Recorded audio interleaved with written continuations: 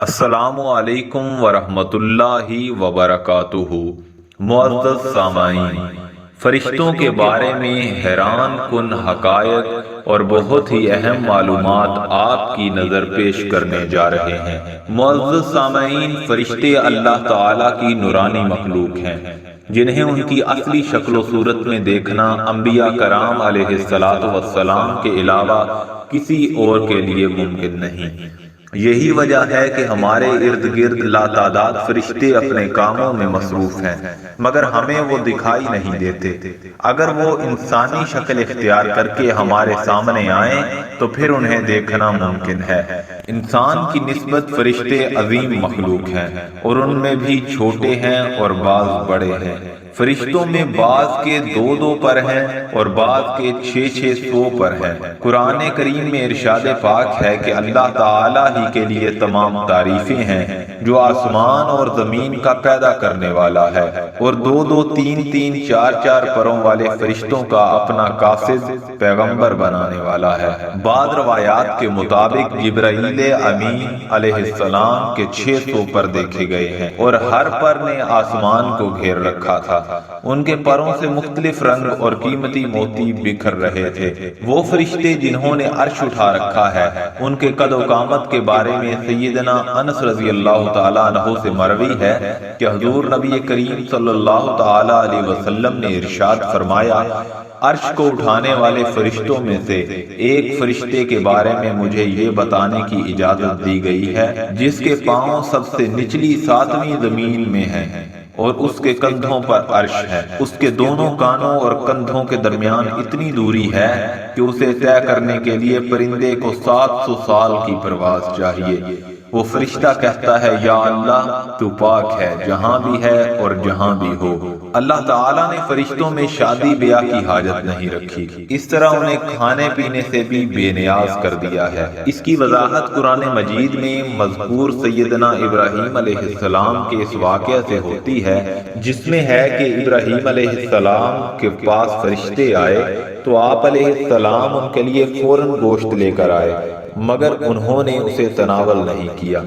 اللہ تعالیٰ نے فرشتوں کو بیماری، سستی، کاہلی، دکھ، تکلیف، تھکاوٹ اور اکتاہٹ وغیرہ سے محفوظ رکھا ہے۔ وہ دن رات فقط اللہ کی اطاعت میں اپنے کاموں میں مصروف رہتے ہیں۔ قرآن مجید میں بیان ہوا کہ آسمانوں اور زمین میں جو کچھ ہے اسی اللہ کا ہے، اور جتنے اس کے پاس فرشتے ہیں وہ اس کی عبادت سے نہ سرکشی کرتے ہیں اور نہ تھکتے ہیں۔ وہ دن رات اللہ کی تسبیح بیان کرتے ہیں اور ذرا سی بھی سستی نہیں کرتے۔ فرشتے تقریباً عام طور پر آسمانوں میں رہتے ہیں جو صرف اللہ کے حکم سے مختلف کاموں کے لیے زمین پر اترتے ہیں اور پھر واپس آسمان پر چلے جاتے ہیں۔ قرآن مجید میں ایک اور مقام پر خود فرشتوں کی یہ بات مذکور ہے، ہم تیرے رب کے حکم کے بغیر نہیں اترتے۔ فرشتوں کی تعداد کتنی ہے اس کے بارے میں کوئی تفصیل نہیں ملتی، کیونکہ اللہ تعالیٰ کا فرمان ہے، تیرے رب کے لشکروں کو اس کے سوا اور کوئی نہیں جانتا۔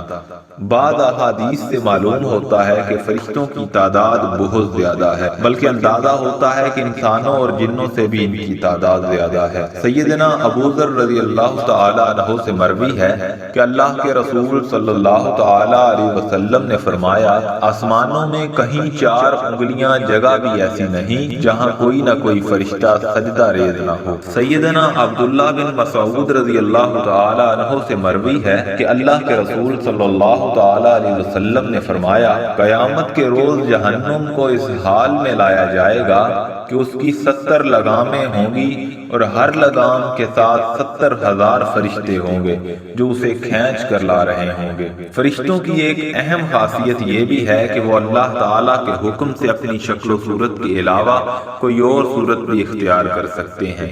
یہ صورت کسی ایسے انسان کی بھی ہو سکتی ہے جسے دیکھنے والے پہچان لیں۔ انسانوں کے علاوہ کسی اور جاندار کی صورت اختیار کرنے کی فرشتوں کو طاقت ہے یا نہیں، اس کے بارے میں قرآن و سنت میں کوئی صراحت یا ذکر نہیں ملتا۔ البتہ ان کی انسانی شکل اختیار کرنے کے واقعات ضرور ملتے ہیں جن سے یہ اندازہ ہوتا ہے کہ فرشتے اللہ تعالیٰ کے حکم سے دیگر شکلیں بھی اختیار کر سکتے ہیں۔ سیدنا ابراہیم علیہ السلام کے کے پاس فرشتے انسانی شکل میں آئے اور ابراہیم علیہ السلام ان فرشتوں کو پہچان نہ پائے۔ پھر فرشتوں کے بتانے پر آپ علیہ السلام کو معلوم ہوا کہ یہ انسان نہیں ہیں بلکہ فرشتے ہیں۔ سیدنا مریم علیہ السلام کے پاس جبریل امین علیہ السلام انسانی شکل میں تشریف لائے تھے، اور جبریل امین علیہ السلام سوائے 2 مرتبہ کے ہر مرتبہ نبی کریم صلی اللہ تعالی علیہ وسلم کے پاس انسانی شکل میں تشریف لائے۔ اللہ تعالیٰ نے فرشتوں کو انسانوں اور جنوں سے کئی گنا زیادہ قوت و طاقت عطا کر رکھی ہے۔ حضور نبی صلی اللہ تعالی علیہ وسلم نے جب طائف کے مقام پر وہاں کے لوگوں کو اسلام کی دعوت پیش کی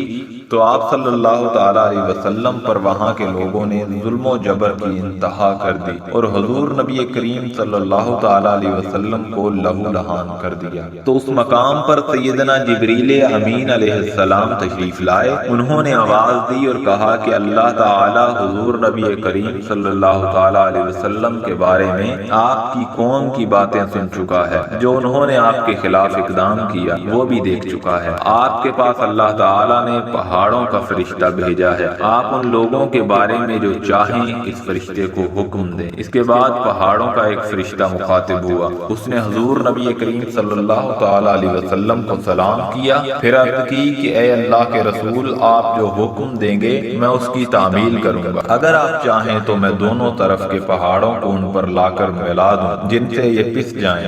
اسی طرح جبریل امین علیہ السلام کی قوت و طاقت کے بارے میں قرآن مجید میں ہے، انہیں حضور نبی کریم صلی اللہ تعالی علیہ وسلم کو زبردست طاقت والے فرشتے نے سکھایا ہے جو زور آور ہے۔ فرشتے اپنے ہر کام میں نظم و ضبط کی پابندی کرتے ہیں، جس میں کسی قسم کی کمی بیشی یا سستی اور کاہلی وغیرہ کا مظاہرہ نہیں کرتے۔ جن فرشتوں کی جب اور جہاں ڈیوٹی شروع ہوتی ہے وہ اس وقت وہاں پہنچ جاتے ہیں اور اسے احسن طریقے سے سر انجام دیتے ہیں۔ جس طرح انسانوں کی پیدائش اور موت کے مختلف مراحل ہوتے ہیں، فرشتوں کے لیے یہ مراحل نہیں ہیں، یعنی دنیا میں نئے انسان پیدا ہوتے ہیں اور پہلے موجود انسان فوت ہوتے رہتے ہیں، لیکن اس کے برعکس جب اللہ تعالیٰ نے فرشتوں کو پیدا کیا ہے تب سے وہ زندہ ہیں، اور قیامت قائم ہونے تک جب اللہ پاک چاہیں گے وہ زندہ رہیں گے۔ تب تک اللہ تعالیٰ کی طرف سے انہیں جو ذمہ داریاں دی گئی ہیں انہیں احسن طریقے سے وہ پورا کرتے رہیں گے، لیکن جب قیامت آئے گی تو یہ فرشتے بھی موت سے دوچار ہوں گے۔ پھر ایک ایسا وقت آئے گا جب کائنات میں اللہ تعالیٰ کے علاوہ کوئی چیز زندہ نہ رہے گی۔ اسی صورتحال کو قرآن مجید میں اس طرح بیان کیا گیا ہے، زمین پر جو ہیں سب فنا ہونے والے ہیں، صرف تیرے رب کی ذات جو عظمت اور عزت والی ہے وہی باقی رہ جائے گی۔ اسی طرح ایک اور مقام پر ارشاد ہوا کہ ہر نفس کو مرنا ہے۔